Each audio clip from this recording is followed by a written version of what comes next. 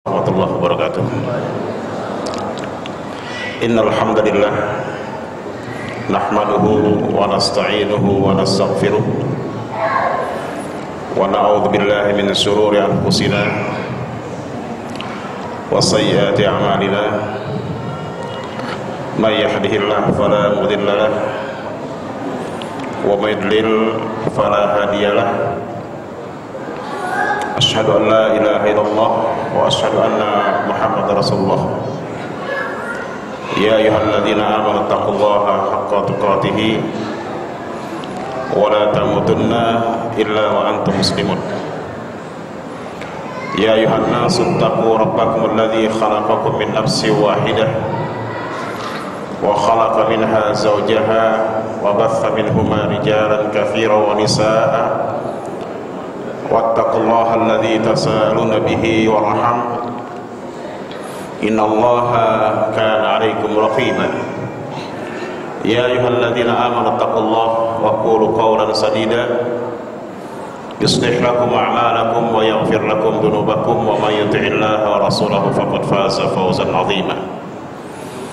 Amma ba'du fa inna asaqal hadithi kitabullah wa khairul hadyi hadyu Muhammadin sallallahu alaihi wasallam wa syarrul umur muhdatsatuha kullu muhdatsatin bid'ah wa kullu bid'atin dhalalah kullu dhalalatin finnar. Bapak-bapak, ibu-ibu yang dimuliakan oleh Allah Subhanahu wa taala, alhamdulillah kita panjatkan puji dan syukur kehadiran Allah Subhanahu wa taala atas segala nikmat dan karunia yang Allah berikan kepada kita sekalian. Salawat serta salam semoga senantiasa tercurah kepada Rasul kita, Nabi kita Muhammad sallallahu alaihi wasallam. Allahumma salli wa sallim wa barik ala Muhammadin wa ala alihi wa sahbihi ajma'in. Alhamdulillah, pada malam hari ini kita berkesempatan untuk bertatap muka dan saling munasahah, memberikan nasihat, karena nasihat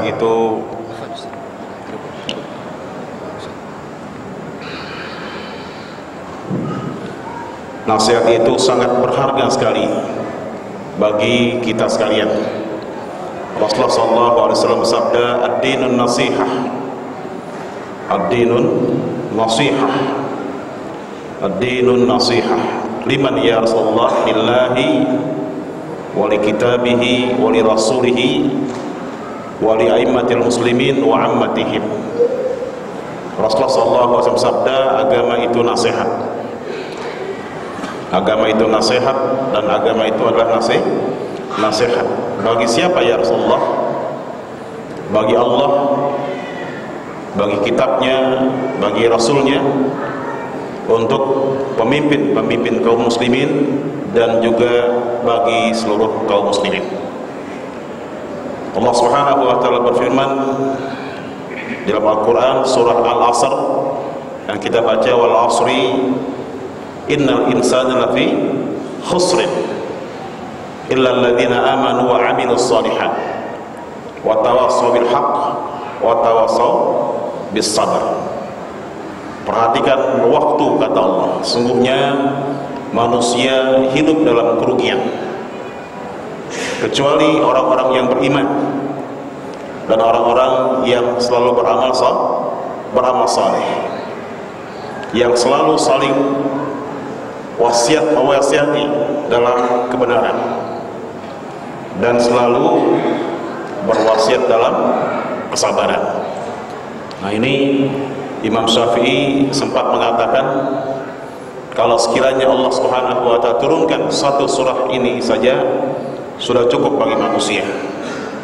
Ya, karena berisi persoalan yang sangat penting bagi kehidupan manusia, yaitu yang pertama, kita diperintahkan untuk memperhatikan waktu, karena waktu begitu berharga, dan waktu yang Allah berikan kepada kita di dunia ini sebentar saja, tidak lama, ya, berkisar 60-70 tahun selesai.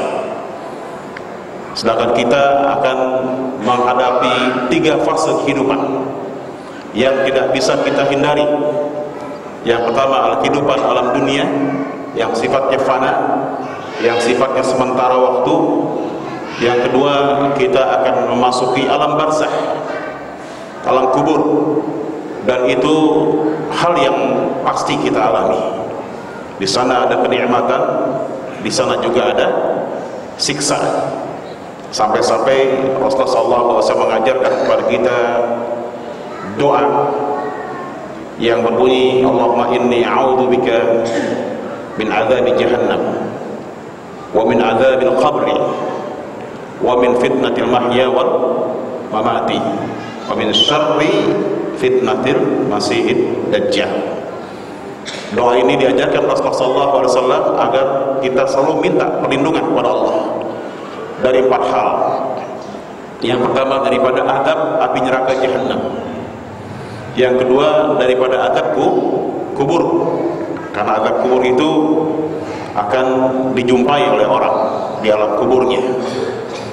Yang ketiga, daripada fitnah kehidupan dan fitnah kematian. Ya.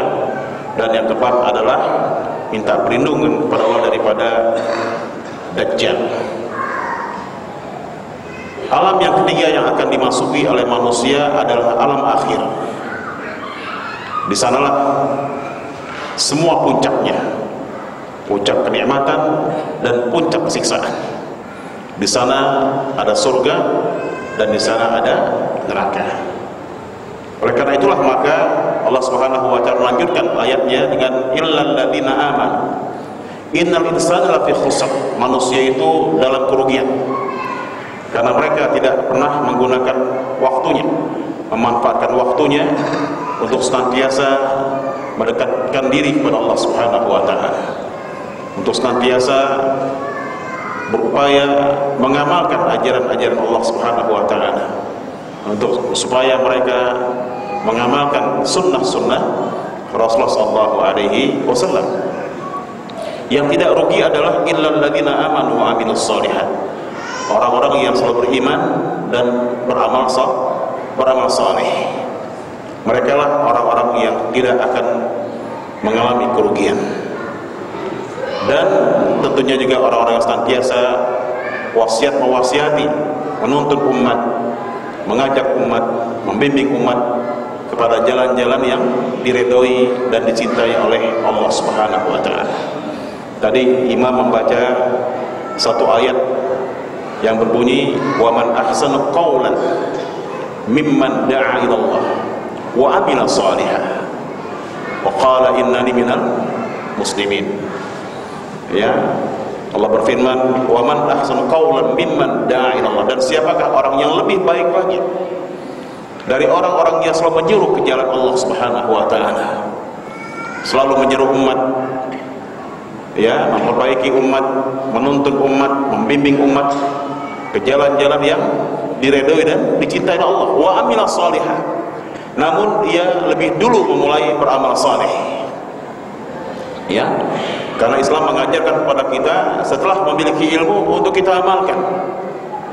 Setelah kita ada ilmu, bagaimana kita berusaha untuk mengamalkan ilmu tersebut.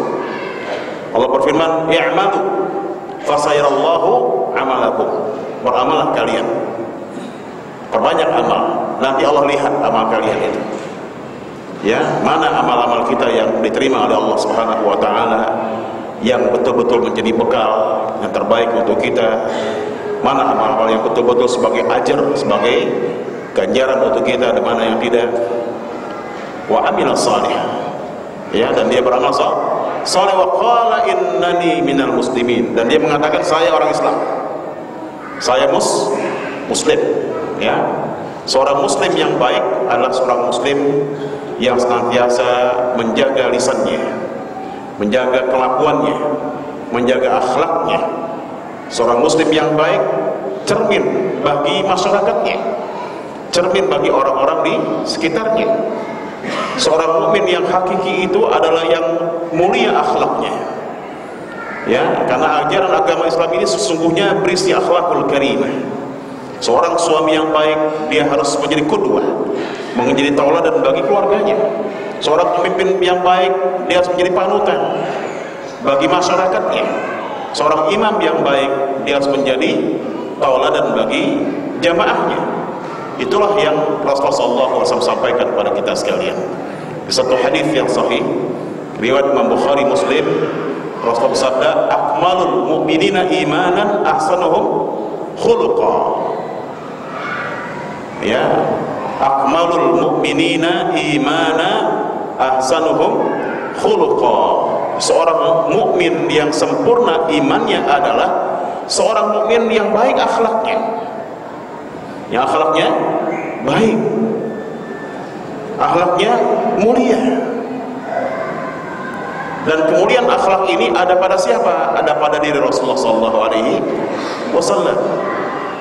Allah memuji Rasul dengan mengatakan, wa innaka la'ala khuluqin azim. Sungguh engkau wahai Muhammad memiliki akhlak yang mulia, akhlak yang mulia. Aisyah ketika ditanya oleh para sahabat bagaimanakah akhlak Rasulullah SAW, Aisyah menjawab, khuluquhul Quran. Akhlak Rasul adalah Al-Quran Karim. Dan akhlak ini tidak bisa dilepaskan daripada Islam itu sendiri. Kalau dia seorang muslim yang baik, dia harus memiliki akhlakul karimah. Ya, karena sungguhnya ajaran Islam itu adalah berisi akhlak, akhlak-akhlak yang mulia. Bagaimana dia bersikap, bagaimana dia berbuat, bagaimana dia mengatakan sesuatu, bagaimana dia bertindak, harus sesuai dengan ajaran Islam. Dan akhlak itu ada tiga. Akhlak itu ada tiga. Yang pertama adalah bagaimana dia berakhlak kepada Allah Subhanahu wa taala. Ya, bagaimana dia berakhlak kepada Allah Subhanahu wa taala. Bagaimana dia bersikap kepada Allah Subhanahu wa taala. Bagaimana sikapnya kepada Allah. Yang kedua, akhlak kepada Rasulullah sallallahu alaihi wasallam. Ya, bagaimana dia berakhlak kepada Rasulullah sallallahu alaihi wasallam. Bagaimana dia berusaha untuk menauladin Rasulullah sallallahu alaihi wasallam. Bagaimana dia berusaha untuk ittiba kepada Rasulullah sallallahu alaihi wasallam. Dan yang ketiga adalah akhlak sesama manusia. Ya, Rasul mengatakan di hadis yang sahih, bu'itsu liutammima makarimal akhlak. Aku diutus untuk menyempurnakan akhlak yang mulia. Kemudian Rasul juga bersabda, al-muslimu man salimal muslimuna min lisanihi wa yadihi, muttafaqun alaihi. Al-muslimu man salimal muslimuna min lisanihi wa yadihi. Seorang muslim yang hakiki, seorang muslim yang baik itu adalah seorang muslim yang orang-orang Islam selamat. Selamat dari apanya? Selamat dari lisannya, ya, dan selamat juga dari tangannya. Selamat dari lisannya, dia tidak pernah mencaci maki, tidak menghina, tidak mencemooh, tidak memfitnah, tidak menghasut, tidak mengadu domba, tidak ghibah. Ya, karena dari lisan itu muncul berbagai macam persoalan. Dari lisan itu muncul berbagai macam pertengkaran, keributan lisan. Ya, sampai-sampai Rasulullah SAW mengatakan, kif lisanuka hadza, jaga lisanmu. Dan Rasul juga pernah mengatakan bahwa dua lisan yang banyak menyebabkan orang dimasukkan ke dalam api neraka jahanam apa? Ya, lisan atas dan lisan bawah. Tidak terpelihara, tidak terjaga. Sampai-sampai Rasul mengatakan, man kana yu'minu billahi wal yaumil akhir falyakul khairan aw liyasmut. Barang siapa beriman pada Allah dan hari akhir, hendaklah dia berkata yang baik atau dia diam. Luqmanul Hakim mengatakan, as-sumtu hikmatun wa qalilun fa'iluhu. Diam itu mengandung hikmah yang besar, tapi banyak orang yang tidak pernah mau melakukannya.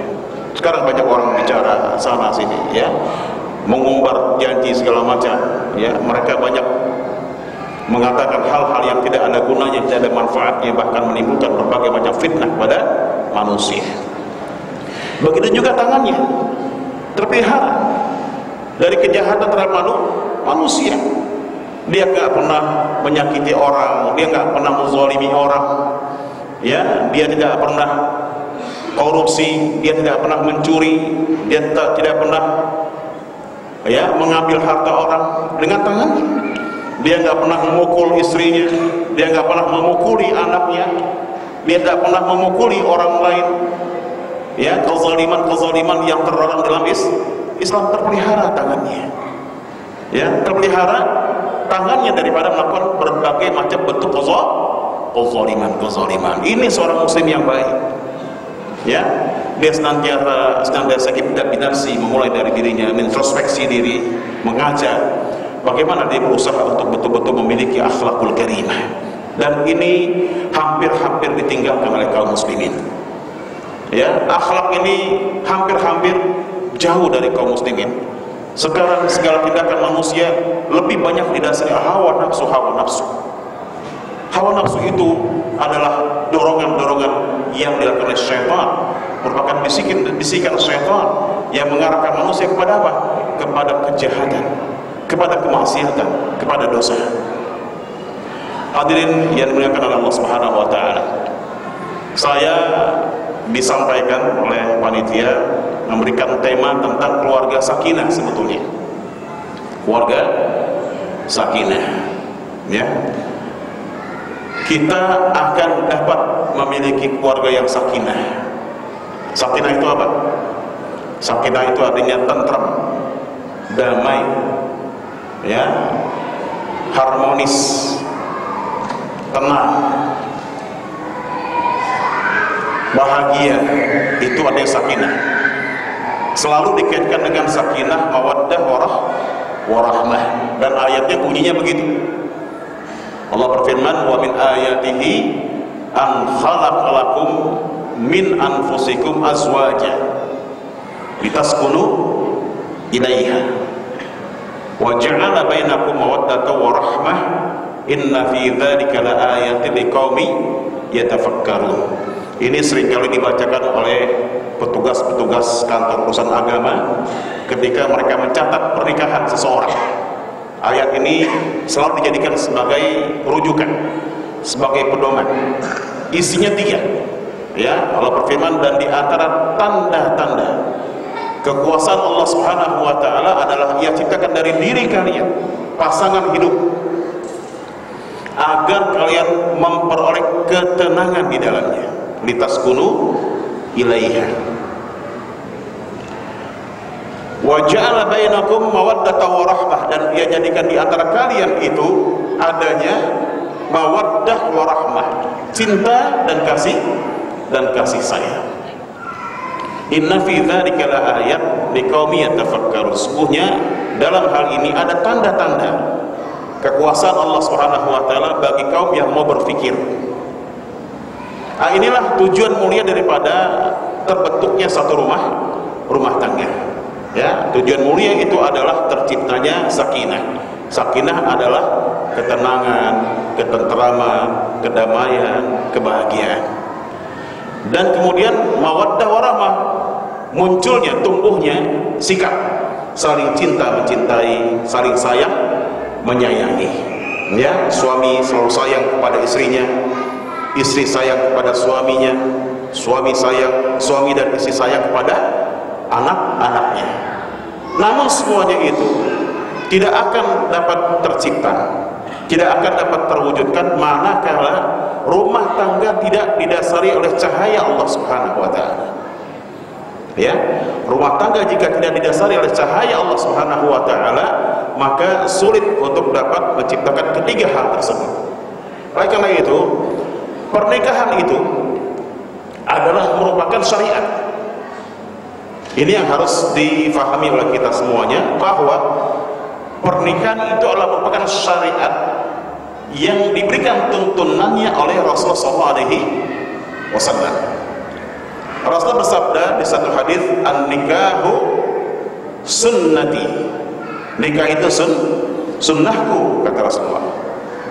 Ya, faman raqiba an sunnati falaysa minni. Barang siapa enggan melaksanakan sunnahku, maka ia bukan termasuk golonganku. Jadi pernikahan itu adalah merupakan satu sunnah. Apa sunnah itu? Sunnah artinya adalah segala petunjuk yang datang dari Rasulullah SAW serta para sahabat-sahabatnya. Ya, jadi sunnah artinya apa?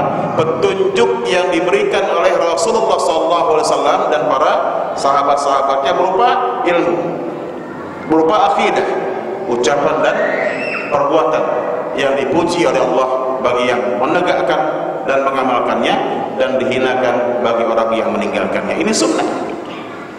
Ya, oleh karena itu model pernikahan tidak boleh keluar daripada sunnah Rasulullah SAW. Model pernikahan, tata cara pernikahan harus sesuai dengan syariat Islam. Ya, dan ketika orang hendak melangsungkan pernikahan, dia harus selektif. Harus selektif. Siapa yang akan dijadikan pendamping hidupnya? Mesti jelas. Ya, sebab itu akan menentukan nanti apakah dia akan memperoleh ketiga hal tadi. Apakah dia akan memperoleh sakinah, mawaddah warahmah atau tidak? Perlu ada seleksi. Ya, menentukan siapa yang akan mendampingi hidup kita. Rasulullah SAW pernah menggambarkan kepada kita sekalian bahwa motivasi orang menikah itu ada 4. Ya, orang menikah itu motivasinya 4. Artinya ada 4 cara atau 4 perilaku manusia ketika mereka menikah. Rasul bersabda dalam hadis, tunkahul mar'atu bi arba'. Tunkahul mar'atu bi arba'. Ya, limaliha wa li jamaliha wa li hasabiha wa li diniha fadfar bidzatid din taribat yadak. Ya, fadfar bidzatid din taribat yadak. Rasulullah SAW bersabda, ya, manusia atau perempuan itu dinikahi karena 4 hal. Jadi motivasi orang menikah itu ada 4. Yang pertama, limaliha, karena hartanya. Ya, jadi seseorang menikahi wanita, perempuan dilihat dari apanya? Sisi hartanya. Enggak melihat yang lainnya, enggak melihat sisi-sisi yang lain. Pokoknya dia berharta, banyak hartanya, udah cukup buat modal dia menikah. Ya, udah cukup buat modal ketika dia sudah berkeluarga. Yang penikahan. Kalau motivasinya sebatas kekayaan, ketika berkeluarga diuji oleh Allah Subhanahu wa taala dengan kemiskinan, hancur rumah tangga ini. Dan itu banyak sekali terjadi. Ya, bahkan dijanjikan oleh Rasulullah SAW kalau orang menikah motivasinya kekayaan, ketika dia sudah menikah memiliki keturunan, dia akan diberikan kemiskinan oleh Allah Subhanahu wa taala. Ya, dia akan diberikan kemiskinan oleh Allah Subhanahu wa taala jika motivasinya semata-mata harta. Dan itu tentu bukan tipe seorang muslim untuk menikahi orang yang seperti ini. Yang kedua, motivasinya kecantikan, li jamaliha, karena kecantikannya. Kecantikan sifatnya langgeng atau sementara? Sementara. Ya, kecantikan itu sifatnya nisbi, sesuatu yang sifatnya sementara waktu saja. Jika ini yang menjadi motivasi kita, ya, tidak akan mungkin akan tumbuh terus-menerus cinta kita pada istri kita. Sebab istri kita suatu hari akan mengalami ketuaan. Setelah dia melahirkan, memiliki anak, berlalunya waktu, bertambahnya usia, tentu orang akan berubah. Ya, dari yang muda mulai berkurang, dari mulai cantik mulai berkurang kecantikannya, mulai berkerut, mulai berkeriput, ya. Dan tentu kalau ini motivasinya, ya, akan mudah baginya untuk mencari daun-daun yang lebih mudah. Ya, karena memang dia menginginkan istri yang cantik. dan kecantikan itu diharapkan terus menerus, dan itu satu hal yang mustahil ada pada seseorang. Waliyadzubillah. Yang ketiga, motivasi orang menikah karena melihat keturunannya. Ya, keturunan siapa? Anak siapa? Ya, anak penggede, anak bangsawan, ningrat, atau rakyat jelata. Dan ini pun juga tidak menjamin kebahagiaan rumah tangga. Makanya kata Rasulullah, fadfar bidzatid din taribat yadak. Carilah istri itu yang didasari oleh agamanya. Ya, calon istri kita salihah, agamanya baik, akhlaknya, budi pekertinya luar biasa. Ya, taribat yadak kata Rasulullah, maka engkau akan selamat. Ya, ketika pasangan hidup kita, istri kita salihah, maka subhanallah, apa yang kita harapkan, apa yang kita cita-citakan, rumah tangga yang tenang, rumah tangga yang bahagia, rumah tangga yang harmonis, ya, itu akan dapat terwujudkan. Rumah tangga yang berisi dengan cinta dan kasih sayang akan terwujudkan dalam kehidupan. Karena dalam Islam itu kasih sayang tidak hanya sebatas ketika orang itu baru saja menikah, masih muda, belum punya anak. Kasih itu akan terus tumbuh, muncul seiring berjalannya rumah tangga kita. Ya, semakin dewasa kita berumah tangga, semakin berumur kita berumah tangga, maka semakin cinta juga kita kepada istri kita, semakin sayang juga kita kepada keluarga kita, semakin cinta kita kepada anak-anak yang lahir dari pernikahan tersebut. Gitu. Dan modal dasar ini, ya, modal dasar agama syariat inilah yang insya Allah akan melatar belakangi kebahagiaan rumah tangga seorang muslim. Karena kalau pendamping kita sudah solehah, insya Allah suaminya juga akan terbawa. Ya, suami akan semakin sayang kepada istrinya, suami akan semakin cinta kepada istrinya. Suatu hari, ya, dalam kehidupan biasa kita saksikan, dan ini kejadian nyata, ya, ada seorang istri yang tadinya dia wanita yang tidak baik, kurang agamanya, kemudian menikah dengan laki-laki, seorang laki-laki muslim tapi juga kurang agamanya. Suatu hari istrinya mendapatkan hidayah Allah Subhanahu wa taala. Istrinya mendapatkan hidayah Allah Subhanahu wa taala. Ia seorang pramugari, ya, di maskapai penerbangan nasional. Akhirnya mendapatkan hidayah Allah. Dia berhenti, ya. Dia mendapatkan siraman-siraman agama, nasihat-nasihat yang baik. Akhirnya dia berazam, bertekad untuk menjadi seorang ibu rumah tangga yang baik bagi anak-anaknya. Resign, ia mengajukan pengunduran dirinya dari perusahaan tersebut. Mulailah ia terus mendalami kajian-kajian Islam. Ya, suaminya belum apa-apa, belum mengenal agama Islam, sedangkan dia sudah mulai. Yang tadinya tidak pernah memakai jilbab, ya, akhirnya dia memakai jilbab, memakai busana muslimah. Alhamdulillah, mulai belajar baca Al-Quranul Karim, ya, belajar hadis-hadis Rasulullah SAW, mengikuti kajian-kajian Islam. Alhamdulillah, dapat hidayah Allah Subhanahu wa taala. Sedangkan suaminya masih seperti dulu.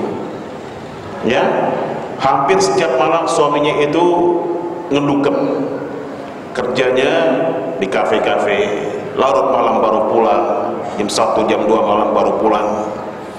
Hampir setiap itu kerjanya, karena dia seorang pengusaha. Ya, suatu hari ketika dia pulang,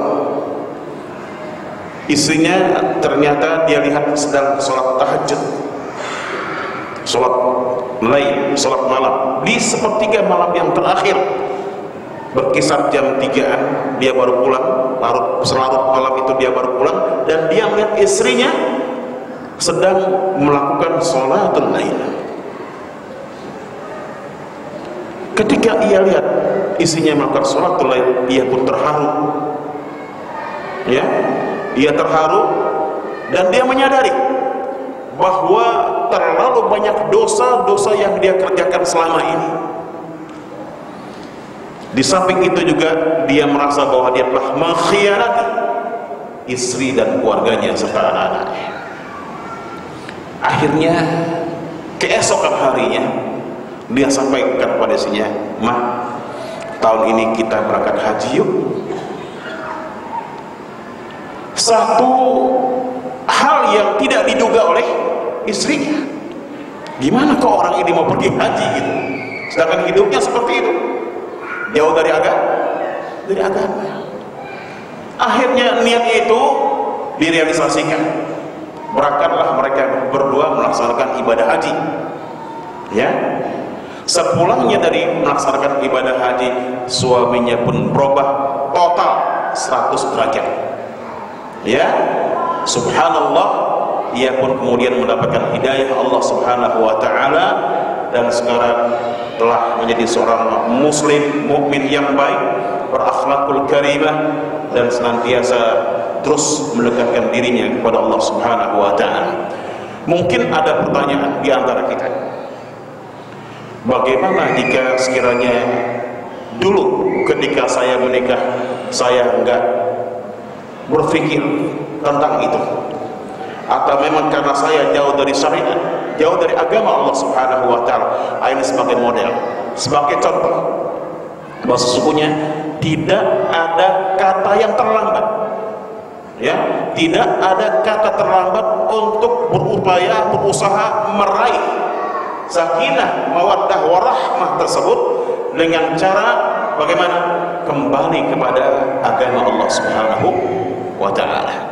Di dalam Al-Quran surah Al-Anfal, Allah Subhanahu wa ta'ala berfirman, "Ya ayyuhalladzina amanu stajibu lillahi wa li rasulihi idza da'akum lima yuhyikum."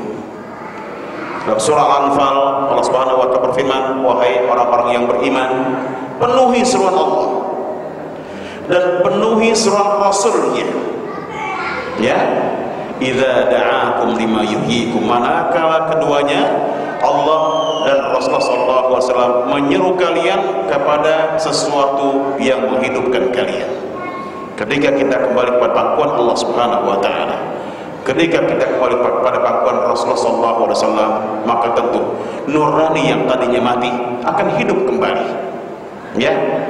Hasrat keinginan kita yang tadinya tidak ada sama sekali untuk beragama yang benar akan tumbuh, akan muncul, manakala memang kita berupaya, berusaha untuk memenuhi, ya, seruan Allah dan seruan Rasulullah sallallahu alaihi wasallam. Saya kira ini sebagai perkenalan saya dengan Bapak sekalian, karena ini pertama kali saya memberikan ceramah di masjid ini. Mudah-mudahan ceramah yang singkat ini memberikan manfaat bagi kita semuanya. Dan sebelum saya tutup, saya persilakan kepada bapak-bapak sekalian serta ibu-ibu barangkali yang ingin bertanya tentang masalah-masalah syariat.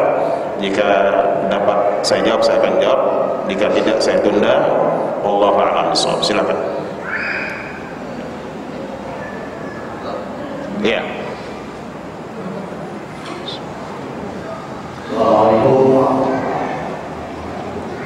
Assalamualaikum warahmatullahi wabarakatuh.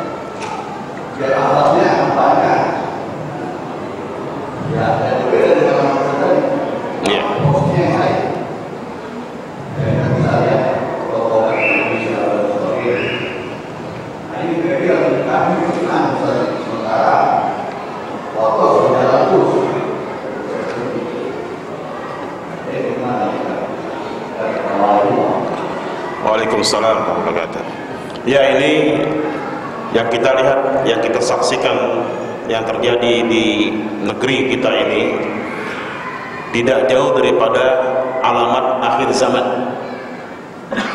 Alamat akhir zaman.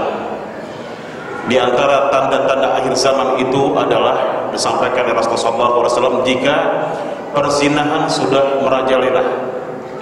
Ya, perzinahan terjadi di mana-mana, di perkotaan, di perkampungan, bahkan di pegunungan. Kemudian kejahatan di mana-mana. Ya, kalau dulu di zaman jahiliyah itu Umar bin Khattab itu mengubur anaknya hidup-hidup karena ia jahiliyah, hidup di masa jahiliyah. Ya, dulu dalam peperangan Uhud, dalam peperangan Rasulullah SAW dengan orang-orang kufar, dalam satu peperangan seorang budak diminta oleh Hindun itu istri Abu Sufyan untuk menompak paman Rasulullah SAW. Ya, menompak paman Rasulullah SAW Hamzah. Kemudian setelah tertombak Hamzah tersebut, dibelah dadanya dan dimakan hatinya oleh Hindun. Sekarang ibu kandungnya, ya, kita saksikan seorang anak kandung menggorok leher ibu kandungnya, membelah dadanya dan makan hatinya. Ini fenomena akhir zaman.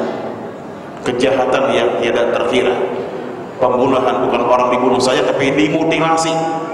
Ya, anggota tubuhnya naudzubillah sudah enggak terkirakan. Kemudian juga perjudian di mana-mana. Ya, perjudian, narkoba, ini semua adalah merupakan alamat akhir zaman. Kita tahu Rasulullah SAW pernah ditanya oleh malaikat, ya, oleh Jibril, mata sa'ah, kapan terjadinya hari kiamat itu? Kata Rasulullah, al-maswanha bi'a'la minas sa'id. Yang ditanya tidak lebih tahu dari yang bertanya. Ya, kalau gitu tunjukkan alamatnya, tanda-tandanya. Nah, tanda-tanda akhir zaman itu diantaranya sebagaimana kita saksikan sekarang, orang berlomba-lomba membangun bangunan gedung bertingkat-tingkat. Ya, orang yang tadinya asal-muasalnya dari kalangan rakyat biasa sekarang ini membangun bangunan bertingkat-tingkat. Ya, waliyadzubillah. Artinya segala cara dilakukan orang untuk meraih kekayaan dengan cara-cara yang tidak lehat, tentunya tidak sesuai dengan syariat. Kemudian juga yang namanya tindakan korupsi, pencurian, itu juga merupakan alamat akhir zaman. Dan alamat itu ada dua, ada alamat sughra dan alamat kubra, tanda-tanda yang kecil dan tanda-tanda yang besar. Ya, oleh karena itulah maka kita berharap sebagai seorang muslim dengan muslim lainnya, ya, kita berharap kepada saudara-saudara kita ini yang melakukan tindakan kejahatan, apapun bentuk kejahatan yang mereka lakukan, agar mereka itu bertaubat kepada Allah dengan taubatan nasuha. Itu husnuzonnya kita, ya, kita tidak berburuk sangka apapun kepada mereka, namun kita tetap berharap agar mereka, karena mereka ini kebanyakan orang-orang yang ngerti agama, orang-orang yang tahu agama, ya, belajarnya bahkan di Timur Tengah, ya, mereka orang ngerti agama, faham agama, tapi perilakunya seperti itu. Nah, inilah bahayanya dunia. Ya, kalau orang sudah tergiur dengan dunia, merupakan akhirat, akan seperti itu jadinya. Dunia ini fitnah. Dunia ini fitnah. Ulama mengatakan ad-dunya darul ibtila wal imtihan. Dunia ini negerinya ujian dan cobaan. Al-ibtila bil khair wasyarr, orang diuji dengan kebaikan-kebaikan, dengan segala fasilitas yang dia peroleh. Ya, diuji juga dengan segala kemiskinan-kemiskinan. Ini adalah merupakan ujian yang terkadang kita saksikan banyak orang yang tidak sanggup menghadapi ujian-ujian itu. Ya, inilah keuntungannya orang-orang yang beriman. Tadi dibaca ayatnya, orang-orang yang istiqomah di atas keimanannya. Ya, tadi Imam baca, innal ladzina qalu rabbuna Allah thumma istaqamu tatanazzalu alaihimul malaikatu alla takhafu wa la tahzanu Wa abshiru bil jannati allati kuntum tu'adun. Nahnu awliya'ukum fil hayatid dunya wa fil akhirah. Sesungguhnya orang-orang yang mengatakan Rabbuna Allah, Tuhan kami Allah, ia bertauhid kepada Allah, ia beriman kepada Allah, ia bertakwa kepada Allah, ia berakidah dengan akidah yang sahihah, ya, maka gimana? Allah katakan di akhir hayatnya tatanazzalu alaihimul malaika, akan turun malaikat kepadanya, kepada orang tadi yang beriman tadi. Apa yang malaikat katakan? Apa yang mereka katakan? Allah takhafu wa la tahzanu. Sudah selesai. Tidak ada lagi ketakutan, tidak ada lagi duka cita, ya, tidak ada lagi ujian. Selesai sudah. Wa abshiru bil jannah. Gembiralah engkau dengan surga allati kuntum tu'adun, yang engkau dijanjikan masuk ke dalamnya. Makanya kalau kita lihat ibu bapak sekalian, ya, takziah, buka mukanya. Lihat orang itu, buka wajahnya. Kalau dia orang yang beriman, tersenyum, tersubur senyuman di bibirnya. Itu alamatnya. Ya, dia tersenyum kenapa? Karena tadi dibisikkan oleh malaikat. Wa abshiru bil jannah, bergembiralah kau dengan surga. Allati kuntum tu'adun, yang kau dijanjikan masuk ke dalamnya. Kemudian nahnu awliya'ukum, kami yang menjadi pelindung kalian. Allah menjadi pelindungi orang yang beriman. Makanya orang yang beriman gak bergantung kepada siapapun. Bergantungnya kepada siapa? Bergantungnya kepada Allah Subhanahu wa ta'ala. Dia meminta hanya kepada Allah, dia meminta perlindungan hanya kepada Allah, nggak kepada yang lain, nggak kepada manusia. Apalah artinya manusia? Ya, Allah yang akan menjadi pelindungnya fid dunya wa fil akhirah, baik dalam kehidupan dunia maupun kehidupan akhirat. Ya, jadi kita husnuzon kepada saudara-saudara kita itu supaya mereka bertobatlah kepada Allah. Ya, tobat itu telah tetap dibuka oleh Allah Subhanahu wa taala sampai kapan? Sampai dua hal dialami oleh manusia. Apa itu? Yang pertama, kalau nyawa sudah di sini. Kalau nyawa sudah di tenggorokan, nggak ada lagi ampunan.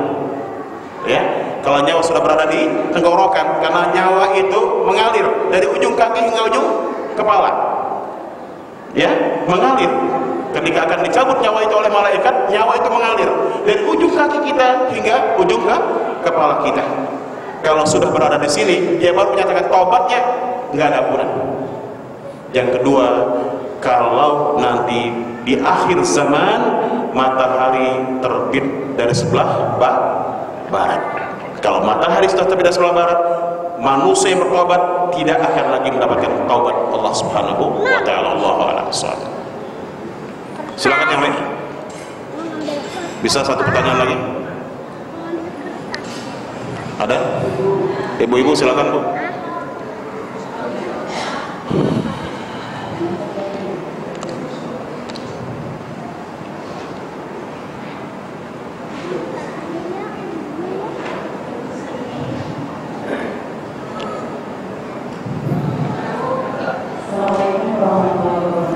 Waalaikumsalam warahmatullahi wabarakatuh.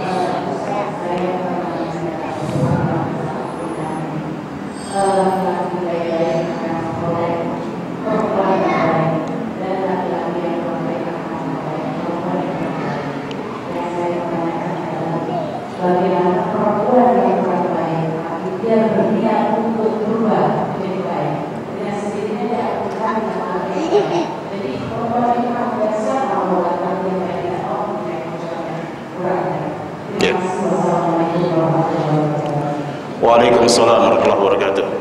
Iya,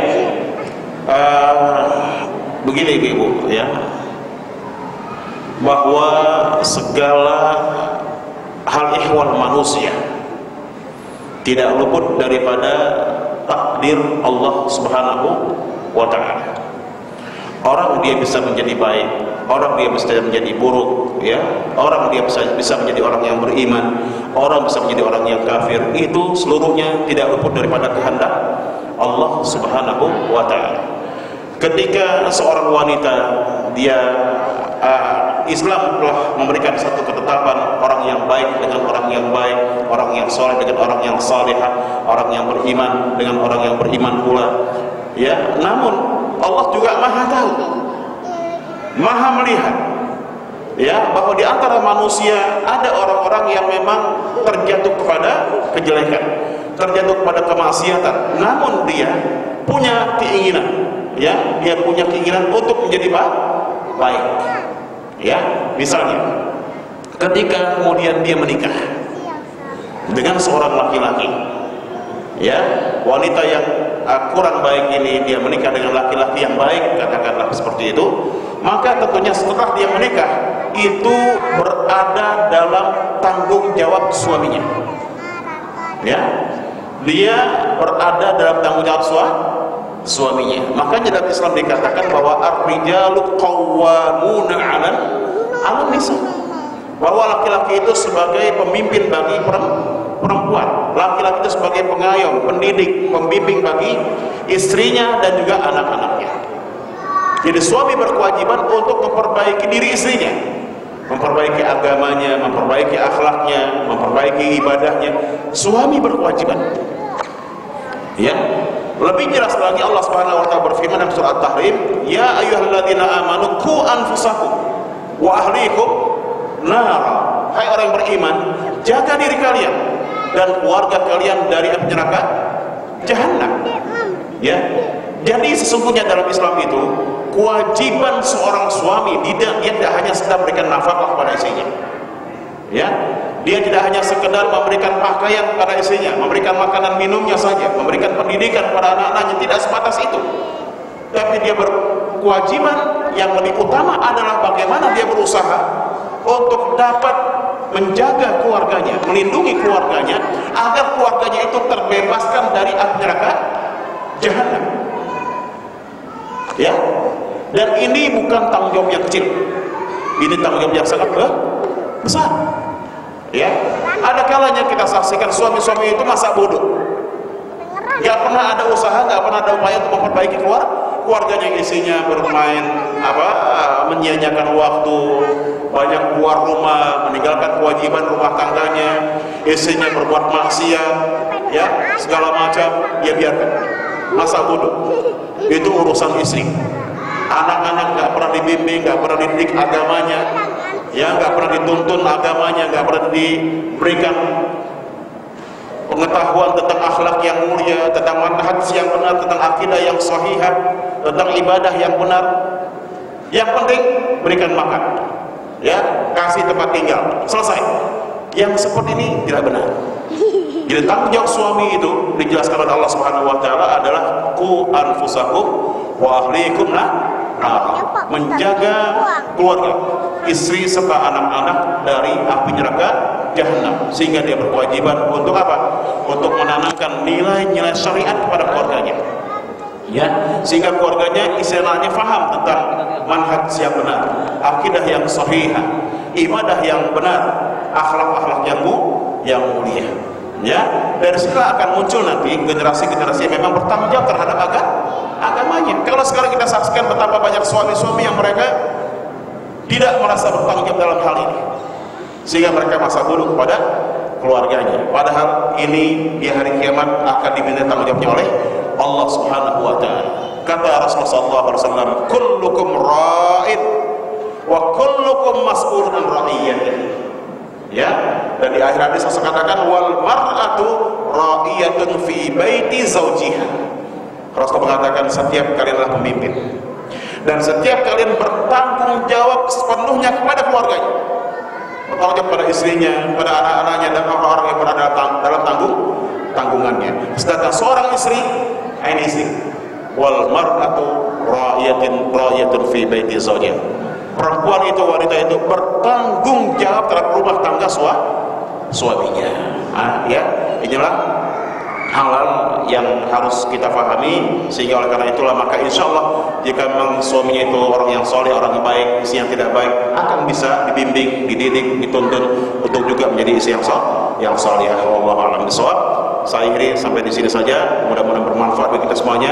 Ada hal yang kurang baik yang tidak berkenaan dari saya pribadi sebagai manusia biasa, yang benar datangnya dari Allah Subhanahu wa taala. Aqulu qouli hadza subhanakallahumma bihamdika asyhadu an la ilaha illa anta astaghfiruka wa atubu ilaik. Wa sallallahu ala nabiyyina Muhammad sallallahu alaihi wasallam wa akhir da'wana alhamdulillahirabbil alamin. Wassalamualaikum warahmatullahi wabarakatuh.